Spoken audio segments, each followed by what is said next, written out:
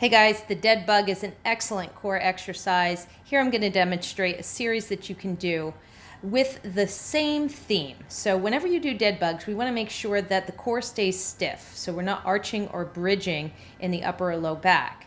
So regardless of how you vary your leg movements, we want to maintain that stiff and stable ribs down core connection. So the double leg is fairly difficult. So kind of work your way up to that. And here I have a kettlebell, it's 15 pounds. I'm packing my right shoulder and then going through some leg movements.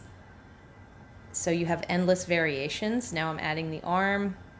Just make sure that stiff, stable core stays intact, you guys.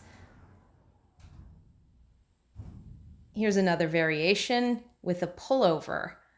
So really good if you're tight like I am through the upper back. Give these a try, guys. Thanks for watching.